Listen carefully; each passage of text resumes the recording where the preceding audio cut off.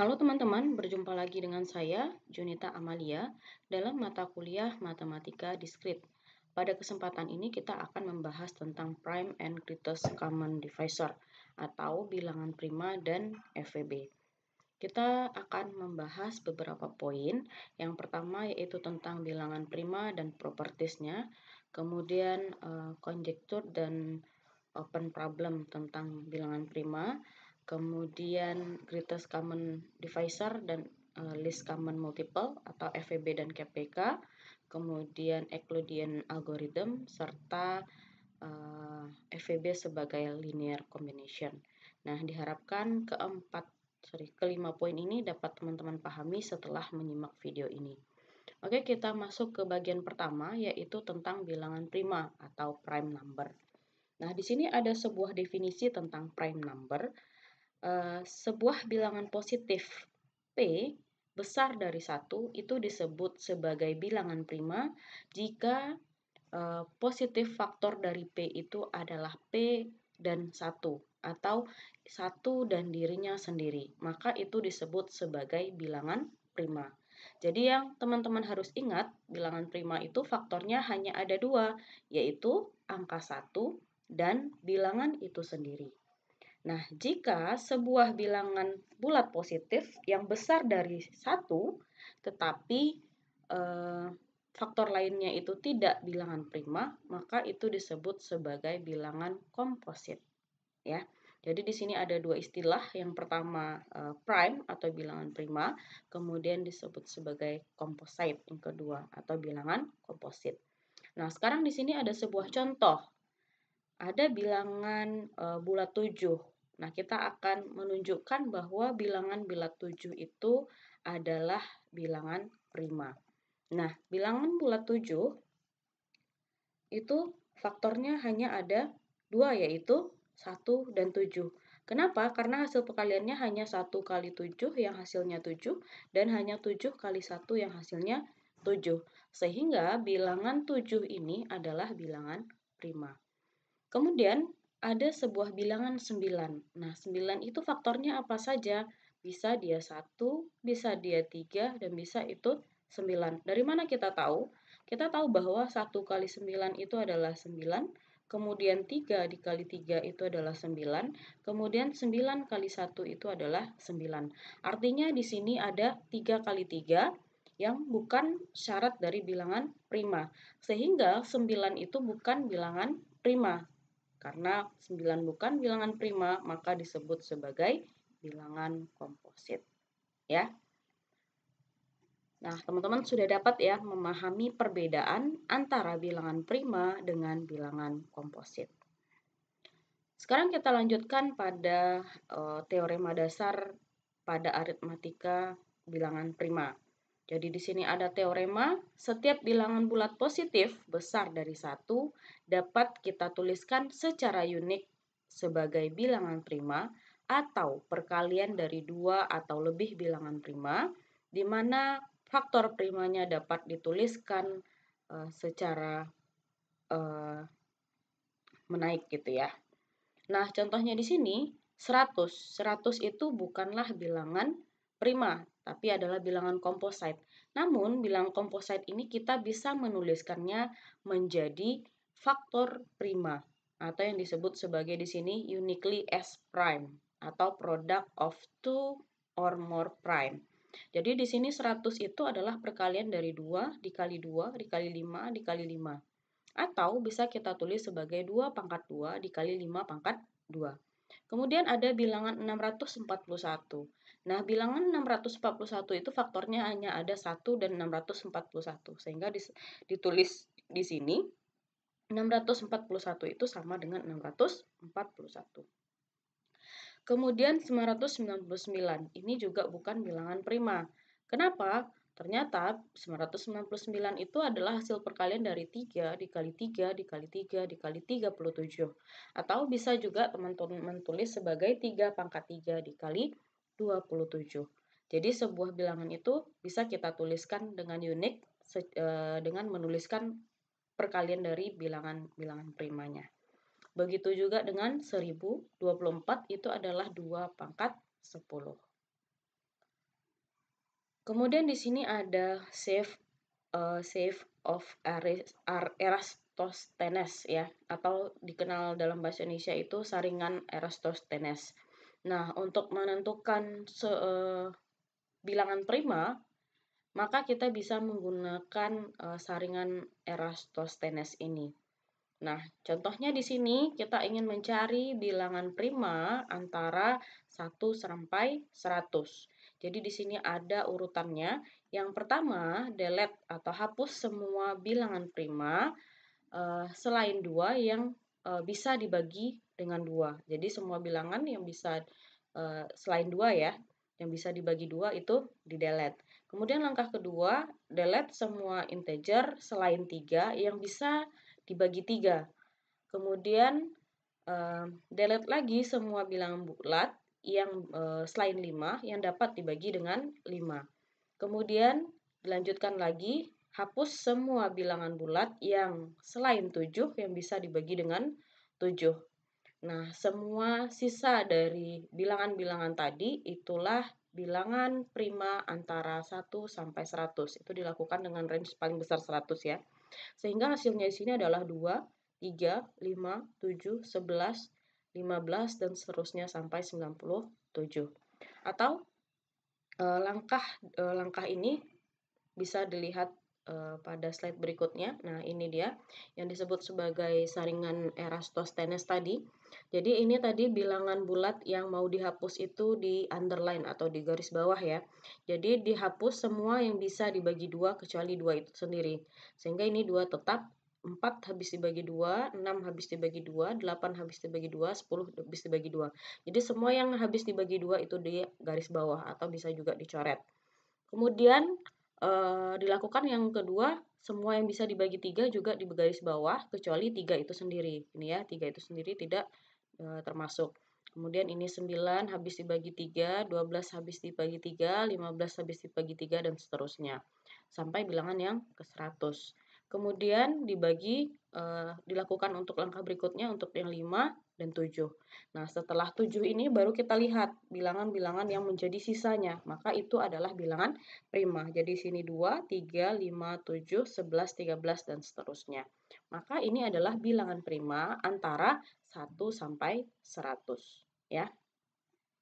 Jadi di sini sebuah integer n itu adalah composite integer jika dia memiliki prime divisor yang kurang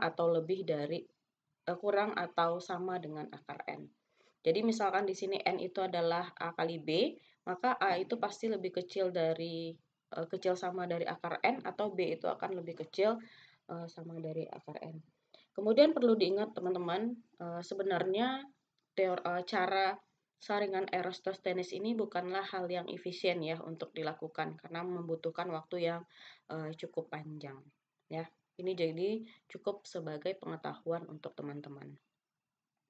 Kemudian di sini ada infinite of prime. Jadi di sini ada sebuah teorema yang menyatakan bahwa bilangan prima itu sebenarnya tidak terbatas ya.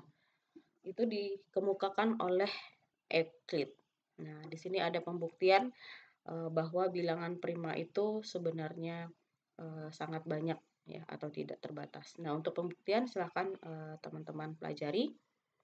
Kemudian kita lanjut ke Mersenne prime. Jadi di sini ditemukan oleh Marin Mersenne. Jadi menurut Marin Mersenne mengeluarkan definisi bahwa bilangan prima itu dapat dibentuk menggunakan rumus 2 pangkat P kurang 1, di mana P-nya itu adalah bilangan prima. Nah, ini disebut sebagai Mersenne prime. Contohnya di sini 2 pangkat 2, 2 itu adalah bilangan prima ya, itu sama dengan kurang 1, itu sama dengan 3, sehingga 3 itu adalah bilangan prima. Kemudian 3 itu juga bilangan prima, 2 pangkat 3 dikurang 1, berarti 2 pangkat 3, 8 ya. 8 dikurang 1 sehingga 7. 7 juga bilangan prima. Kemudian 2 pangkat 5, 5 kurang 1 sama dengan 37. Nih, berarti 37 juga bilangan prima. Kemudian 2 pangkat 7 dikurang 1 sama dengan 127. Nah, ini adalah bilangan prima juga. Tetapi Ada juga kita bisa mencek bahwa itu bukan bilangan prima. Misalnya di sini adalah 2 pangkat 11 kurang 1. Hasilnya adalah 2047. Di mana 2047 itu tidak termasuk bilangan prima karena 2047 itu bisa perkalian antara 23 dikali 89 ya. Jadi kita bisa juga mencek apakah itu bilangan prima atau tidak menggunakan Mersenne prime ini dengan rumus 2 pangkat P dikurang 1. Pada pertengahan tahun 2011, Mersenne prime ini diketahui bilangan yang paling besar yang bisa ditemukan menggunakan rumus ini adalah 2 pangkat 43.112.609 dikurang 1, di mana bilangannya itu lebih dari sekitar 13 million decimal digit. Nah, untuk mempelajari lebih lanjut, teman-teman bisa mengunjungi website ini untuk memperkenal lebih lanjut tentang Mersenne prime. Kemudian di sini ada distribusi dari bilangan prima. Jadi distribusi bilangan prima itu dia berbentuk ini. Rasio dari bilangan prima itu tidak lebih dari X dan X ln X, yang mana dia mendekati 1 dan X itu terus tumbuh mendekati batas. Jadi distribusinya adalah X antara X dan X ln X. Terkait distribusi ini nanti akan lebih jauh dikenal dalam pelajaran statistik gitu ya. Kemudian di sini untuk menentukan atau membuat sebuah bilangan prima, kita dapat menggunakan sebuah rumus. Yang mana rumus yang bisa digunakan di sini ada Fn sama dengan n kuadrat dikurang n ditambah 41, itu adalah bilangan prima dengan syarat untuk semua bilangan n-nya itu mulai dari 1 sampai 40. Jadi misalnya kita coba substitusikan di sini 1, maka 1 kuadrat adalah 1, 1 dikurang 1 adalah 0, 0 tambah 41 adalah 41. Nah, 41 itu adalah bilangan prima. Kemudian di sini misal kita substitusi 2, 2 kuadrat adalah 4, 4 dikurang 2 adalah 2, 2 tambah 41 adalah 43. Nah, 43 itu adalah bilangan prima, ya. Jadi salah satu cara untuk membuat bilangan prima itu bisa menggunakan rumus ini. Tapi di sini tidak bisa untuk membuat bilangan prima yang besar, ya. Kemudian di sini ada konjektur about prima, jadi ada keraguan. Di sini ada Goldbach konjektur, ya, di mana setiap bilangan bulat n, di mana n-nya itu besar dari 2, itu adalah jumlahan dari 2 bilangan prima. Ini sudah bisa dibuktikan secara komputer ya. Jadi keraguan ini sudah dapat dipercaya oleh sebagian besar matematisian.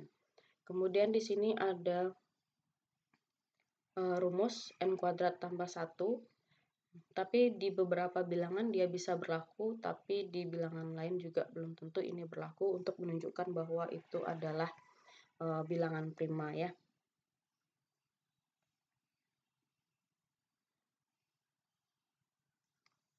Contohnya saat kita substitusikan di sini 2 pangkat 2 adalah 4, 4 tambah 1, 5, 5 adalah bilangan prima.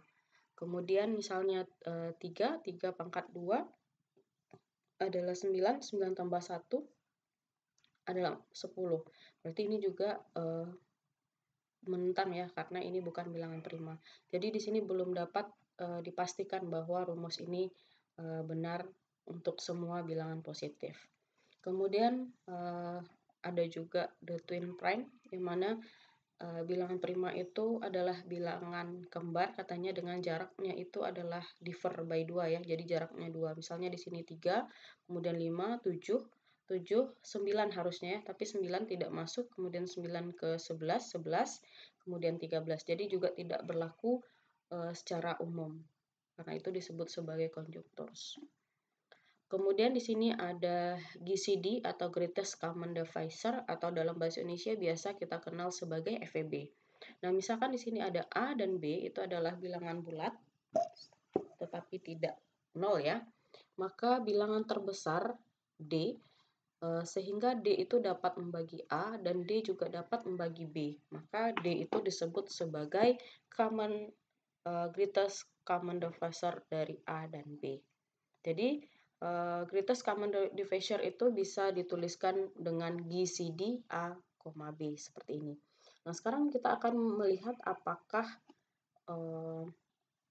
bilangan 24 dan 36 itu memiliki common divisor. Nah, di sini kita lihat bahwa common divisor dari 24 dan 36 itu adalah 12. Nah, kita dapat membuktikan bahwa 24 itu bisa dibagi 12 ya, kemudian 36 juga bisa dibagi 12. Kemudian apa bilangan greatest common divisor dari 17 dan 22? Bilangannya adalah 1 karena tidak ada bilangan lain selain 1 yang bisa membagi 17 dan juga bisa membagi 22. Kemudian di sini ada sebuah definisi, sebuah bilangan bulat A dan B itu disebut sebagai relative prime jika bilangan greatest common divisor-nya 1. Jadi seperti 17 dan 22 tadi, karena bilangan primanya itu 1, maka disebut sebagai relative prime. Ya. Nah, contoh lain di sini ada 10, 17, dan 21. 10 dan 17 common divisor-nya 1 atau GCD-nya 1, 10 dan 21 GCD-nya 1, kemudian 17 dengan 21 GCD-nya 1. Sehingga 10, 17 dan 21 itu disebut sebagai pasangan dari relative prime, ya. Kemudian di sini ada 10, 19 dan 24. Nah, kita lihat di sini antara 10 dan 19 memang faktornya itu cuma 1 ya. Sementara 19 dan 24 juga 1. Tetapi 19, 10 dan 24 faktornya ada 2 sehingga bukan 1 saja relative prime-nya, maka ini tidak disebut sebagai pairwise relative prime. Ya, jadi kalau dia 1 baru dia disebut sebagai relative prime. Tapi kalau lebih dari 1 maka itu bukan relative prime. Sekarang kita lanjutkan bagaimana cara untuk menentukan GCD menggunakan faktor prima. Jadi misalkan di sini ada sebuah bilangan A dan B, yang mana A itu sama dengan P1 pangkat A1, P2 pangkat A2, sampai Pn pangkat AN. Kemudian ada bilangan B yang bisa juga difaktorisasi menjadi P1 B1, P1 pangkat B1, P2 pangkat B2, sampai Pn pangkat Bn, maka ini bisa kita tentukan GCD-nya dengan melihat di sini bilangan pokoknya itu P ya. Kita lihat di sini pangkat minimum dari A1 dan B1. Maka itulah nilainya. Kemudian dilihat bilangan pokok kedua, dicari nilai minimum dari pangkat dari P2-nya. Apakah dari A atau dari B yang bernilai minimum sampai Pn. Nah, mungkin untuk lebih jelasnya, coba teman-teman lihat di sini. Di sini ada 120, di mana 120 itu faktor primanya adalah 2 pangkat 3 kali 3 kali 5. Kemudian di sini ada 500, 500 faktor primanya adalah 2 pangkat 2 dikali 5 pangkat 3. Nah, sesuai dengan rumus ini, berarti ini tadi yang adalah 120, yang B-nya itu adalah 500-nya tadi. Berarti GCD dari 120 dan 500 adalah P pangkat. Nah, P-nya di sini adalah 2. Ya, di sini 2. Sehingga 2 pangkat nilai minimum dari di sini 3, di sini 2, berarti nilai minimumnya adalah 2. Kemudian bilangan pokok yang kedua atau P2, berarti di sini 3, di sini tidak ada. Kalau 3 berarti 3 pangkat 1, di sini tidak ada berarti 3 pangkat 0. Berarti di sini paling kecil antara 0 dan 1 adalah 0. Kemudian di sini ada 5, di sini ada 5 pangkat 3. Berarti yang paling kecil adalah 5 pangkat 1 atau 5 saja. Sehingga GCD dari 120 dan 50 itu adalah 2 pangkat 2 kali 3 kali 5. 3 pangkat 0 1 ya, berarti 2 pangkat 2, 4 dikali 1, 4 dikali 5, berarti 20. Sehingga di sini GCD-nya kita dapatkan bahwa GCD dari 120 dan 500 itu adalah 20. Ya, ini cara menggunakan faktorisasi prima. Kemudian kita masuk ke list common multiple atau dalam bahasa Indonesianya itu adalah KPK ya. Jadi list common multiple itu dari dua buah bilangan positif A dan B itu adalah bilangan bulat terkecil yang membagi A dan B. Atau bisa kita tuliskan sebagai LCM A, B. Nah, untuk ketentuannya, untuk LCM sama dengan GCD tadi, kita harus menentukan dulu faktorisasi dari bilangan A dan bilangan B. Setelah kita temukan faktorisasi dari bilangan A dan B, maka kita ambil bilangan pokok dari A dan B tersebut. Ya, ini bilangan pokoknya, P1, P2, dan seterusnya sampai PN. Bedanya kalau yang FVB tadi kita ambil yang paling kecil ya, atau GCD tadi kita ambil yang minimum atau paling kecil pangkatnya. Sementara untuk KPK atau list common multiple ini kita ambil pangkat terbesar. Ya, jadi di sini LCM dari 2 pangkat 3, 3 pangkat 5 kali 7 pangkat 2 dan 2 pangkat 4 kali 3 pangkat 2 adalah, nah, kita lihat di sini, bilangan pokoknya di sini, bilangan pokok 2, ini dia, bilangan di sini ada 3, ada 4, maka yang kita ambil adalah yang 4. Kemudian yang kedua, bilangan pokoknya adalah 3. Di sini pangkatnya pangkat 5, di sini pangkatnya pangkat 3, sehingga kita ambil yang pangkat paling besar, yaitu 3 pangkat 5. Kemudian di sini 7 pangkat 2, di sini tidak ada, artinya 7 pangkat 0. Antara 0 dan 2 yang lebih besar adalah 7 pangkat 2. Sehingga inilah yang disebut sebagai LCM dari 2 pangkat 3 kali 5 pangkat 3 pangkat 5 kali 7 pangkat 2 dan 2 pangkat 4 kali 3 pangkat 3. Jadi ini adalah KPK-nya atau LCM. Kemudian di sini ada teorema, misalkan A dan B itu adalah bilangan positif, maka A kali B itu akan sama dengan GCD dari A, B dikali dengan LCM dari A, B. Nah, ini nanti silahkan teman-teman cek ya. Kemudian di sini ada Euclidean algorithm, yang mana Euclidean algorithm itu adalah sebuah metode yang efisien untuk menghitung greatest common divisor atau GCD dari dua buah bilangan. Jadi di sini ada bilangan A dan B yang akan kita cari GCD-nya. Jika A itu besar dari B dan ada C sebagai hasil sisanya dibagi dengan sebuah bilangan B. Nah, untuk lebih mudahnya memahami algoritma dari Euclidean ini atau Euclidean algorithm, kita coba lihat ke contohnya saja. Nah, di sini ada GCD dari 91 dan 287, di mana di sini A besar dari B ya. Nah, sehingga di sini karena A besar dari B, kita menentukan sebuah bilangan sisanya nanti, yaitu C.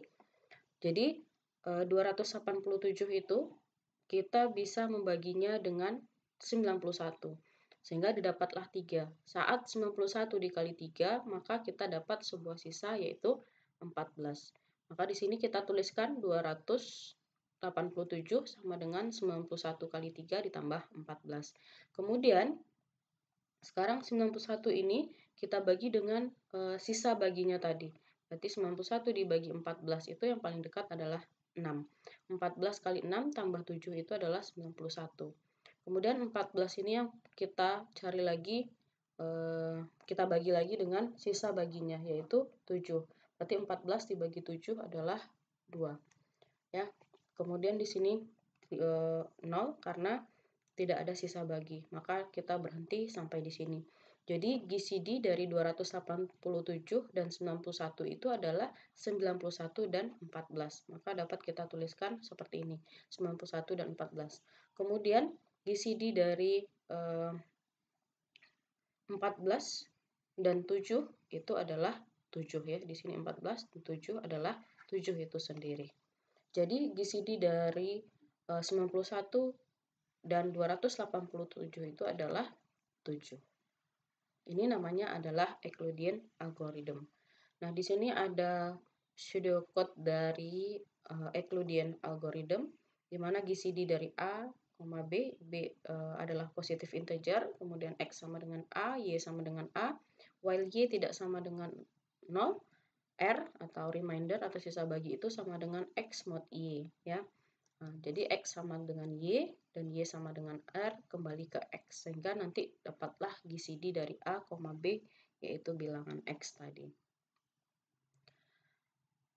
Kemudian di sini ada lemma terkait dengan Euclidean algorithm. Misalkan misalkan A sama dengan B kali Q ditambah R, di mana A, B, dan Q dan R itu adalah sebuah bilangan bulat, maka berlaku GCD dari A, B akan sama dengan GCD B, R. Ya, jadi jika ini berlaku, maka ini akan berlaku.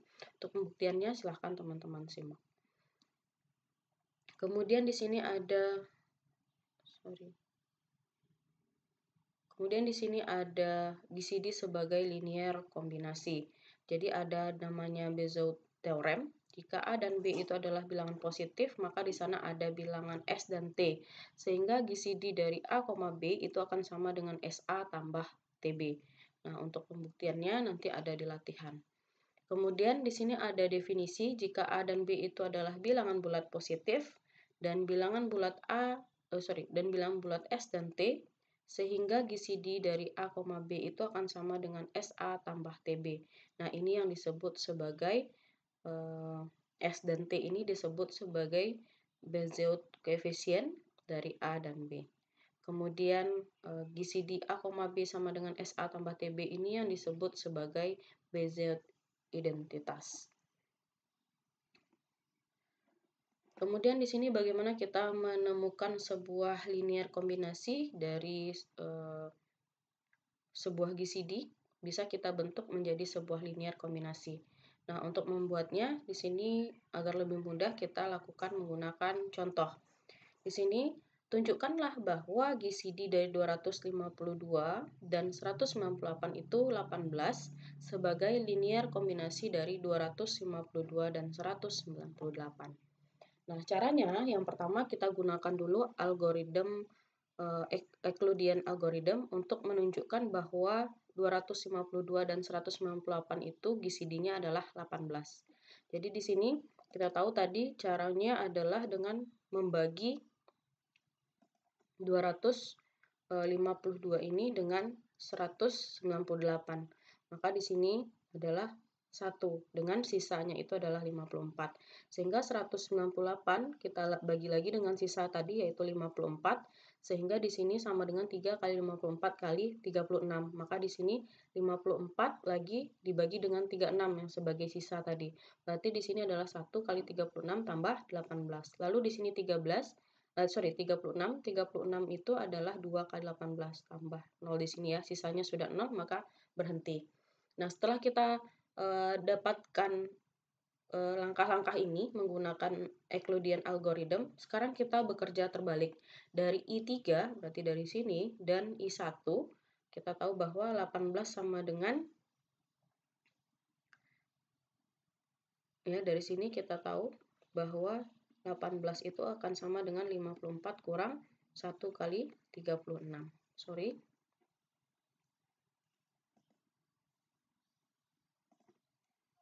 Ya, dari sini kita tahu. Kemudian di sini yang berikutnya yang I3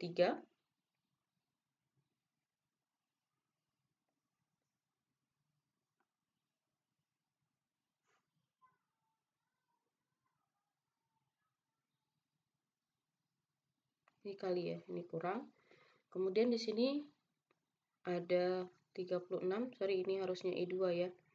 Berarti 36 yang ini dia itu akan sama dengan 198 dikurang dengan 3 kali 54. Berarti ini harusnya I2 ya. Nah, dari langkah kedua tadi kita lakukan substitusi ya.